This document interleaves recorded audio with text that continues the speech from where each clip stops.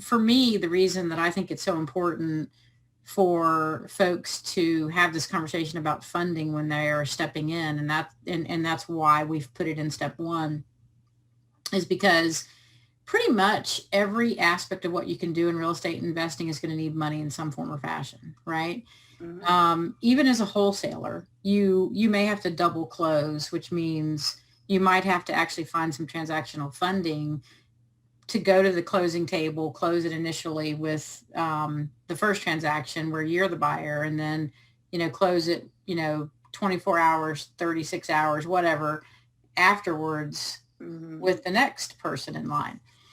And so there are going to be those situations that might arise. But not only that, you need to have a conversation about where you're getting money to, do marketing, to set Mm-hmm. up systems, right? Put deposits down because you may Absolutely. need to put deposits down. So whether you're borrowing it or you need to just make sure you know how to access it, I think it's an important conversation. And what I see happening is that people get stuck. They don't worry about that, and then they go down the path and they get to a point where they're like, oh wow, I can make this offer, but I'm scared to make the offer because if I make the offer and they accept my offer, what am I going to do? Where am I going to Absolutely. find the money? And so many people have said, I'm not making offers because I'm afraid I can't close the deal. And I'm like, no, you you have to make offers because this is a numbers game, Mm-hmm. and you might make 20 offers to get one that actually sticks. So I really believe that just getting that out of the way is so important. So and if you're going to hold property or if you're going to flip, Mm-hmm. then you want to have that money lined up. And there's a couple of ways to accomplish that. One is private lenders Mm-hmm. and one is hard money lenders. And I distinguish between the two.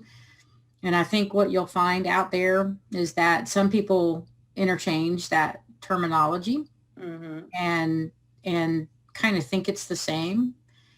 And for me, it's not. A hard money lender is really more an institutional lender. And I mean, they're literally almost like a bank. Mm-hmm. And they have guidelines, they have a process, they have an application process. They're going to do some form of an appraisal or a BPO kind of thing. They're going to set you up and vet you initially, and they're going to pull your credit, right? Because Mm-hmm. they're going to want to look at that, and they do have minimum credit scores.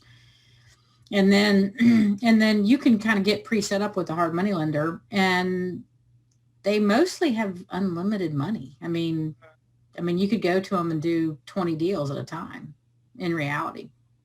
So they're very different than a private lender. A private lender, I put more into the category of it's people that they have money Mm-hmm. and they're lending it themselves to make more money, right?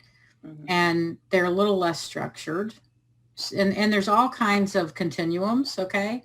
So there's a continuum of somebody who's very unstructured, that's private lender, and somebody who might be very structured, meaning that they feel more like going to a hard money lender. Mm-hmm. And we have one of those that we deal with, and that's okay.